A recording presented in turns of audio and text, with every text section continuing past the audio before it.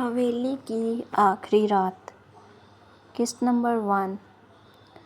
آسمان پر کالی گھٹائیں چھائی ہوئی تھیں اور بجلیاں کڑک رہی تھیں جب زاویہ اپنی خالہ کی پرانی حویلی کے سامنے کھڑی تھی۔ یہ حویلی برسوں سے بند پڑی تھی مگر آج کچھ خاندانی وجوہات کی بنا پر اسے یہاں رات گزارنی پڑ رہی تھی۔ خاموشی کا شور۔ زاویہ نے جیسے ہی زنگ آلود چابی تالے میں گھمائی، ایک بھاری آواز کے ساتھ دروازہ کھل گیا۔ اندر داخل ہوتے ہی اسے ایک عجیب سی گھٹن محسوس ہوئی، جیسے دیواریں اسے اپنے اندر جکڑ رہی ہوں۔ اس نے اپنے کمرے میں جا کر سامان رکھا اور تھکن کی وجہ سے بستر پر لیٹ گئی۔ پہلا تجربہ۔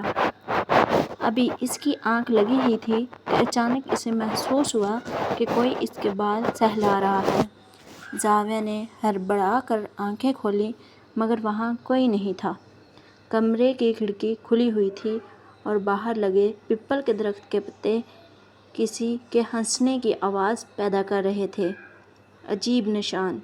زاویہ نے دیکھا کہ کمرے کے آئینے پر دھند جمی ہوئی تھی، حالانکہ وہاں گرمی یا بھاپ نہیں تھی۔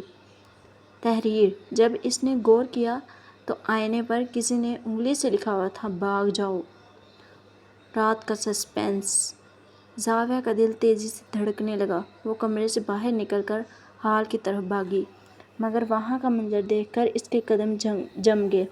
ہال کے وسط میں لگی پرانی کرسی خود بخود ہل رہی تھی، جیسے کوئی غیر معمولی وجود اس پر بیٹھا ہو اور جھول رہا ہو۔ اچانک حویلی کی تمام روشنیاں گل ہو گئیں اور زاویہ کے کان میں ایک ٹھنڈی سرگوشی آئی، زاویہ، تم یہاں سے کبھی واپس نہیں جا سکو گی۔ زاویہ نے پیچھے مڑ کر دیکھا تو سیڑھیوں کے اوپر ایک سفید سایہ اسے کھڑا گھور رہا تھا۔ اس کی آنکھیں دہکتے انگاروں کی طرح سرخ تھیں۔ زاویہ کی چیخ نکل گئی مگر اس کی آواز حویلی کی چار دیواری میں دب کر رہ گئی۔ خوف کی یہ پہلی رات زاویہ کی زندگی کی سب سے لمبی رات ہونے والی تھی۔ اگلی ایپیسوڈ کے لیے guys like, share and subscribe کریں۔